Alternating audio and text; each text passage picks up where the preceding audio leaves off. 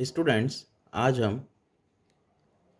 Job sequencing में processing and jobs through two machines का एक और न्यूमेरिकल सॉल्व करेंगे और देखेंगे कैसे हम ऑप्टिमल सीक्वेंस बनाएंगे और टैबुलर फॉर्म से पता करेंगे कि टोटल इलैप्स टाइम कैसे निकालेंगे। उसके बाद गैंट चार्ट भी क्रिएट करेंगे। तो यहाँ पर एक न्यूमेरिकल है जिसमें 7 जॉब्स हैं। उन 7 जॉब्स को to machines M1 and M2 से प्रोसेस करना है। दोनों के टाइम मेंशन्ड हैं हर जॉब का। हर जॉब दोनों मशीन्स पर किस किस और कितने कितने टाइम के लिए वर्क करेगा यहाँ पे गिवन है। तो यहाँ पर सबसे पहले ऑप्टिमल सीक्वेंस बनाने के लिए देखेंगे सबसे स्मॉल टाइम कौन सा है।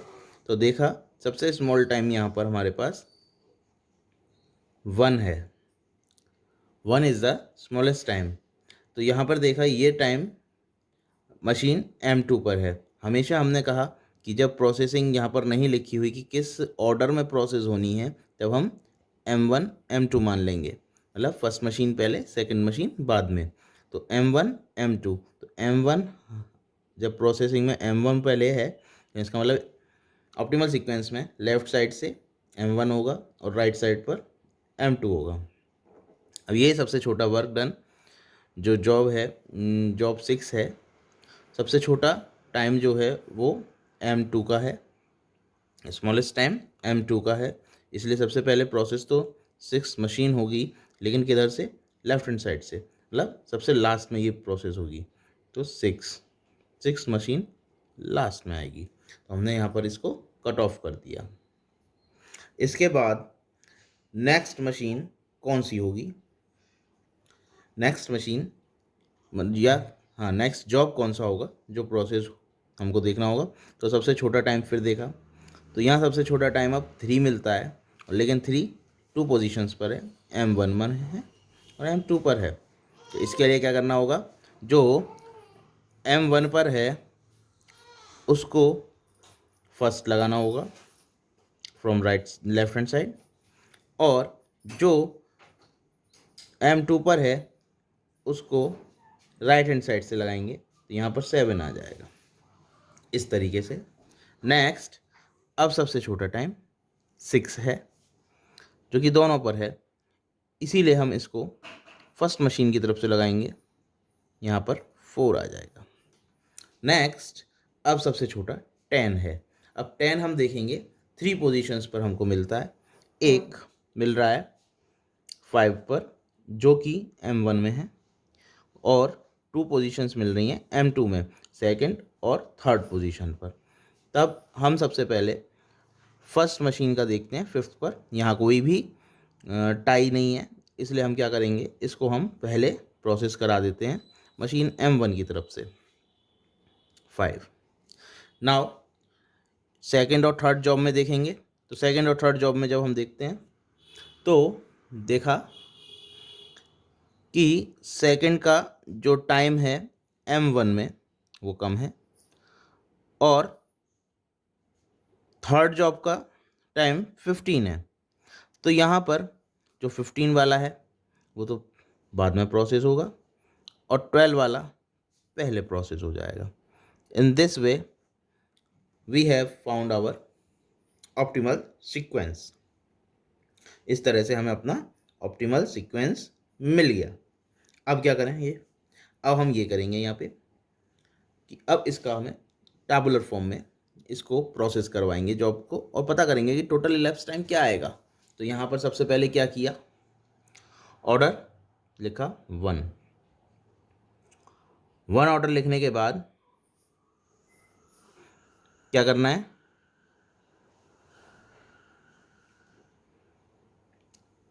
फर्स्ट जॉब हमारा 1 ही था। तो 1 जॉब जो है वो 3 आवर्स के लिए वर्क करता है मशीन M1 पर। तो अराइवल टाइम जॉब का 0 आवर्स पर ही रहेगा, और 3 आवर्स वो वर्क करेगा, तो आउट टाइम हो जाएगा उसका 3। इसी तरीके से सेकंड पोजीशन पे हमारा 4th जॉब है। ऑप्टिमल सीक्वेंस 4 5 2 3 7 6 इन दिस वे हमने सीक्वेंस लिख लिया जो ऑप्टिमल सीक्वेंस था हमारे पास। अब इसके अकॉर्डिंग हम जॉब डन कराएंगे। अब जो टाइम आउट हो गया यहाँ पर M1 3rd आवर पर फ्री हुई तो 4th जॉब उसको अलॉट किया जाएगा और 4th जॉब कितने टाइम के लिए है, 6 आवर्स के लिए है मशीन M1 पर। तो 6 आवर्स इससे यहाँ पर दिए जाएंगे तो 9 आ जाएगा। तो 9 आवर पर फिर मशीन फ्री हुई, 5th जॉब दे दिया गया। 5th जॉब 10 आवर्स के लिए है, 9 10 19। 19 पर सेकंड जॉब मिला, सेकंड जॉब 12 आवर्स के लिए है तो 12 प्लस करेंगे इसमें तो 31 आ जाएगा। उसके बाद 31 पर इसको थर्ड जॉब मिला, वो थर्ड जॉब हमारा 15 आवर्स के लिए है। 15 प्लस करेंगे 46 आएगा। 46 पर इसको 7th जॉब मिलेगा, 7th जॉब 9 आवर्स के लिए है। 9 आवर्स इसमें ऐड करेंगे 55 आएगा। 55 आवर्स पर इसको 6 जॉब मिलेगा, 6 जॉब 11 आवर्स के लिए है तो ये हो जाएगा 66। इस तरह से मशीन M1 पर हमारी जॉब्स डन होंगी। आफ्टर इज दिस ये सब जॉब्स किस पर जाएंगी, मशीन M2 पर। लेकिन मशीन M2 पर कैसे जाएंगी कि जब ये 0 से 3 आवर्स पर M1 पर ये प्रोसेस हो जाएगा। देखिए जब M1 पर ये सभी जॉब्स प्रोसेस हो जाएंगे तभी M2 पर जाएंगे। तो जैसे फर्स्ट जॉब था हमारा वो 3 आवर्स पर कंप्लीट हो गया, अब 3 आवर्स के बाद ही वो M2 पर जाएगा। इसलिए हम क्या करेंगे, यहाँ पर 3 आवर्स पर पहला जॉब इसको मिलेगा और पहला जॉब जो है सेकंड मशीन पर 8 आवर्स के लिए वर्क कर रहा है। देखिए पहला जॉब मशीन 2 पर 8 आवर्स में वर्क कर पाएगा, प्रोसेस हो पाएगा। तो 8 और 3 11 आवर्स पे मशीन M2 हमारी खाली होगी। अब यहाँ पर एक चीज़ हमको ध्यान रखनी होगी कि जो जॉब डन है, टाइम आउट है वो, और मशीन M2 का फर्स्ट जॉब का टाइम आउट, इन दोनों को देखना पड़ेगा क्योंकि उस टाइम पर हमारे पास जॉब भी अवेलेबल होना चाहिए और मशीन भी खाली होनी चाहिए। मशीन M2 जो है वो अवेलेबल होनी चाहिए जॉब कराने के लिए और जॉब भी हमारे पास अवेलेबल होना चाहिए होने के लिए मशीन पर। इसीलिए इन दोनों का होना बहुत ज़रूरी है। उसी टाइम पर मशीन अलॉट होगी और जॉब अलॉट होगा, मशीन जॉब को अलॉट हो पाएगी। तो देखिए जॉब तो हमें 9th आवर पर मिल गया लेकिन मशीन हमें 11th आवर पर मिल रही है। तो हम यहाँ पे प्रोसेस किस टाइम कर पाएंगे, 11th आवर पर। 9th पे नहीं कर पाएंगे, क्यों नहीं कर पाएंगे, क्योंकि उस टाइम मशीन अवेलेबल नहीं है। तो जॉब को जब मशीन मिलेगी वो 11th आवर पर मिल रही है, इसलिए यहाँ पर 11th आवर पर जॉब जो है डन होगा। तो यहाँ देखेंगे कि 11th आवर पर तो उसे जॉब मिली और चलेगी कितनी देर तक के लिए, 4th में जॉब पर सेकंड मशीन 6 आवर्स के लिए चाहिए तो यहाँ 17 आ जाएगा। अब 17th आवर पर तो मशीन फ्री हो गई लेकिन जॉब मिला है 19 पर। तो अब ये इसका रिवर्स हो गया। कैसे, यहाँ पर 9th पे जॉब फ्री हो गई, जॉब मिल गई थी हमको, यहाँ मशीन 11 पर फ्री हुई थी तो जॉब ने वेट किया था 2 आवर्स के लिए।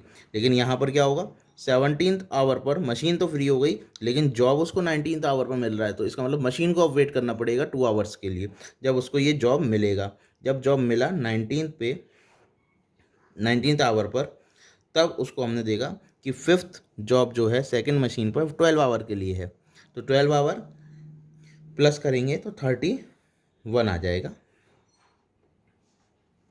अब जब 31 इसमें ऐड हो गया, अब देखा 31 पर ही मशीन फ्री हुई है और 31 पर ही उसे जॉब मिला है सेकंड, तो हमने यहाँ पर 31 ही ले लिया।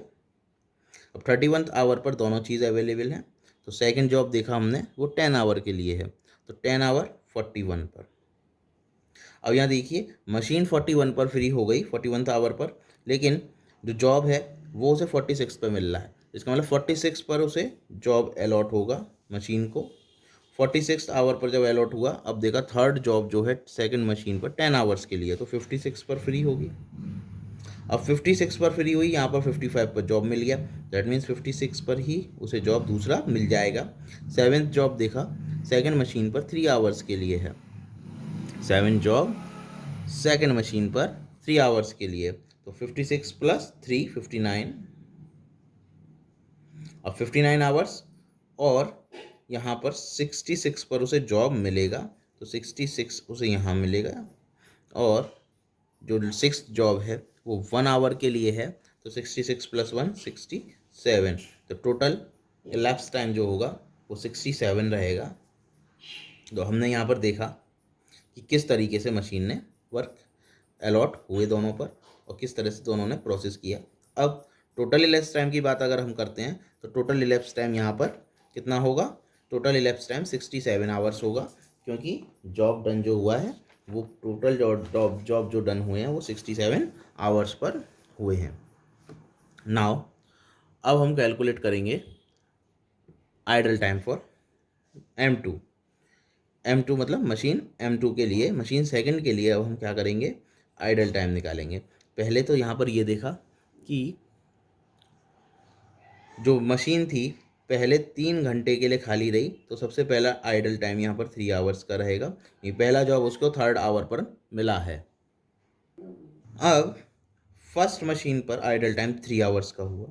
उसके बाद देखा सेकंड जॉब जो 4th जॉब था, सेकंड सीक्वेंस में जो 4th जॉब था हमारा, उसे देखा तो 11 पर टाइम आउट हुआ फर्स्ट मशीन का, मतलब फर्स्ट जॉब जो 11th आवर पर ख़त्म हुआ और सेकंड जॉब उसे 11th आवर पर ही मिल गया, तो इसका मतलब वो मशीन आइडल नहीं रही, तो आइडल टाइम 0 हो गया। नेक्स्ट उसके बाद देखा कि 17 पर टाइम आउट हुआ और सेकंड जॉब उसे 19 आवर पर मिल गया, इसका मतलब 2 आवर्स मशीन को वेट करना पड़ा, तो इसीलिए मशीन का आइडल टाइम 2 आवर्स हो गया। यहाँ पर 31 पर आउट हुआ, 31 पर ही नेक्स्ट जॉब मिल गया, तो इसका मतलब 0 आइडल टाइम रहा, वेट नहीं करना पड़ा मशीन को। नेक्स्ट 41 पर मशीन फ्री हुई, नेक्स्ट जॉब उसे 46 पर मिला, इसका मतलब मशीन को 5 आवर्स वेट करना पड़ा, तो आइडल टाइम 5 हो गया। नेक्स्ट जॉब 56 पर खाली हुई मशीन, मशीन रिलीज हुई और 56 पर ही उसे नेक्स्ट जॉब मिल गया, आइडल टाइम 0 रहा। जब मशीन 59th आवर पर फ्री हुई तब उसको जॉब जो नेक्स्ट मिला वो 66th आवर पर मिला, इसका मतलब 7 आवर्स मशीन वेट करती रही। इस तरीके से जो मशीन का total elapsed total idle time रहा, सेकंड मशीन का टोटल आइडल टाइम रहा, वो रहा 3 to 5, 5 10 और 7 17 आवर्स। और 17 आवर्स जो मशीन M2 है उसको आइडल रही, वेट किया उसने और आइडल टाइम रहा। नाउ अब हमने यहाँ पर उस टेबल से पता कर लिया कि टोटल इलेप्स टाइम कितना था। हमने यहाँ पर देखा कि टोटल इलेप्स टाइम कितना था, टोटल इलेप्स टाइम 67 है, कि टोटल वर्क जो कंप्लीट हुआ है 0 आवर्स पर स्टार्ट हुआ, 67th आवर पर ख़त्म हुआ, तो 67 - 0 67 रहेगा, इसीलिए वर्क टोटल इलेप्स टाइम इसका 67 आवर्स रहा इस टेबल से। तो यहाँ पर हमने लिख दिया 67 आवर्स। मशीन M1 का idle time, machine M1 idle कितने टाइम के लिए रही, तो मशीन M1 आइडल सिर्फ 1 आवर के लिए रही है। कैसे, कि उसका टाइम आउट हो गया था 66 पर, लास्ट जॉब का टाइम आउट 66 पर हुआ और सेकंड मशीन का टाइम आउट 67 पर हुआ। इसका मतलब जो मशीन M1 थी उसे सिर्फ 1 आवर वेट करना पड़ा, क्योंकि उसे 0 पर जॉब मिल गया। लगातार उसको टाइम पर जॉब मिलती रही, जैसे ही उसका टाइम आउट होता है नेक्स्ट जॉब मिल जाता है, इसीलिए उसे कहीं भी आइडल टाइम नहीं मिला, सिर्फ आइडल टाइम यहीं मिला जब उसको वेट करना पड़ा कि 66 आवर पर उसको टाइम आउट हुआ लास्ट जॉब का, और मशीन M2 का जो टाइम आउट था वो 67 पर है, तो इसीलिए idol time for machine M1 is 67 minus 66 equals to 1 hour. Now idol time for machine M2 के लिए आइडल टाइम जो अभी हमने कैलकुलेट किया 17 आवर्स था, तो हमने वो 17 आवर्स बताया कि मशीन M2 आइडल कितने टाइम के लिए रही, 17 आवर्स के लिए। तो यहाँ लिख देते हैं 17 आवर्स। नाउ हम इसका गैंट चार्ट बनाएंगे। गैंट चार्ट बनाने के लिए क्या करा, वाई एक्सिस पर हमने मशीन्स ली M1 M2 और एक्स एक्सिस पर टाइम ले लिया, उसका इंटरवल 5 आवर्स का ले लिया, 5, 10, 15, 20 and so on up to 80 hours तक। अब हम जिस हिसाब से हमने ऑप्टिमल सीक्वेंस लेकर टेबुलर फॉर्म बनाई थी उसी तरह से यहाँ पर बनाएंगे। अब हमने देखा कि M1 पर जो जॉब अवेलेबल हुआ वो 0 आवर पर हो गया और वो कितनी देर के लिए मिला था, 3 आवर्स के लिए। तो फर्स्ट 0 to 3 आवर्स तक उसे फर्स्ट जॉब मिला। तो ये इस टाइम पर मशीन ने वर्क डन किया है, तो ये हमने कह दिया 3 आवर्स का जॉब डन था और वो था फर्स्ट जॉब था 3 आवर्स के लिए, जॉब 1। उसके बाद मशीन को फिर से जॉब मिला 3 आवर पर 9th आवर तक के लिए, वो था फोर्थ जॉब मिला था। तो 9th आवर हमारा यहाँ आएगा 10 से पहले।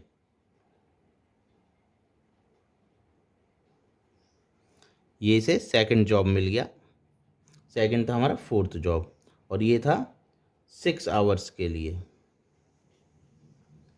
इसी तरीके से हमें नेक्स्ट जॉब देखना होगा, वो होगा फिफ्थ जॉब था जो कि 9th आवर पर मिला और 10 आवर का था। तो 19 तक इसे सेकंड जॉब मिलेगा, थर्ड जॉब जो कि फिफ्थ जॉब था। ये फिफ्थ जॉब था 9 आवर्स के लिए, 10 आवर्स के लिए, इस तरीके से।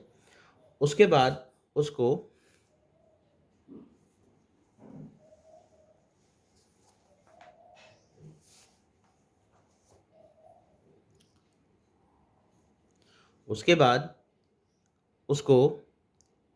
फोर्थ जॉब मिला जो कि सेकंड जॉब था, 19th आवर पर मिला और वो भी 12 आवर्स के लिए। तो ये 31 तक जाएगा।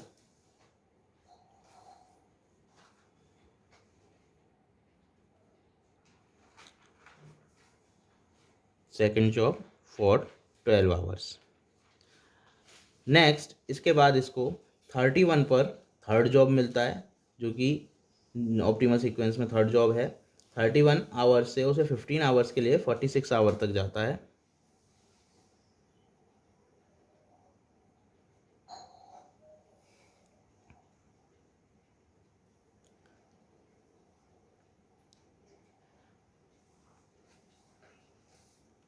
नेक्स्ट इसके बाद 46 से 9 आवर्स के लिए से सेवन्थ जॉब मिलता है और जो कि जाता है 55 तक।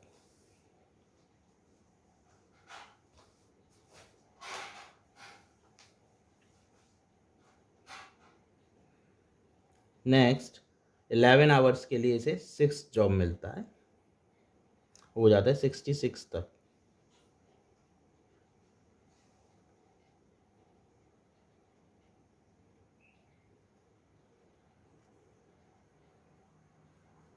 इस तरह से हमारे 7 जॉब्स गैंट चार्ट में हमने प्रोसेस कराए और देखा मशीन M1 को लगातार जॉब मिलते रहे।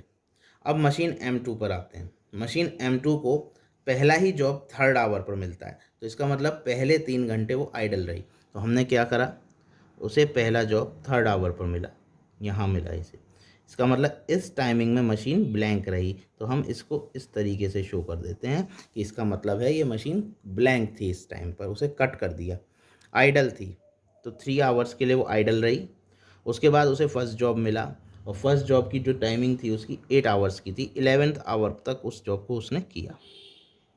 ये 11 आवर तक उसने फर्स्ट जॉब को 11 आवर्स तक डन किया। ये शुरू के 3 आवर्स ये आइडल रही थी मशीन। इसके बाद इसको 11th पर जब जॉब मिला, दूसरा, पहला जॉब हो गया और दूसरा जॉब इसको 11th पर ही मिल गया, इसका मतलब आइडल नहीं हुई लेकिन 6 आवर्स के लिए मिला। 17th आवर पर ये मशीन फिर फ्री हो गई। 17th आवर पर से सेकंड जॉब मिला जो कि फोर्थ जॉब था और ये मिला था इसको 6 आवर्स के लिए। इसके बाद मशीन 2 आवर्स के लिए आइडल रही। अब इसको 19th आवर पर दूसरा जॉब मिला है, तो मान लीजिए 19th आवर ये 2 आवर्स ब्लैंक रही। सेकंड जॉब मिला 19 पर और वो 31 तक गया।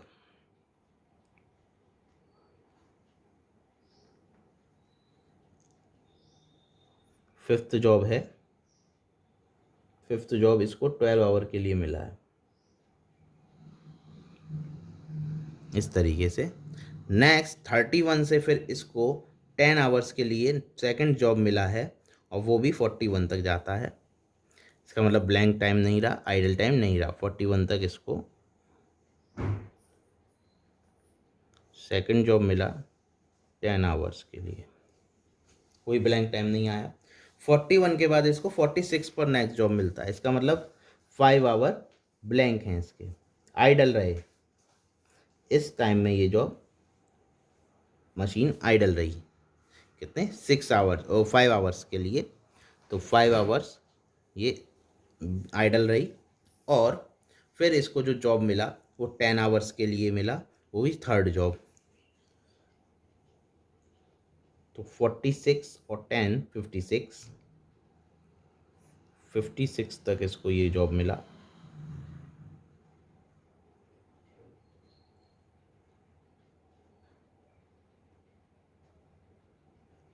नेक्स्ट इसके बाद इसका 56 पर ही second job next job 7th hour पर मिला, जो कि 59 तक 3 आवर्स के लिए था।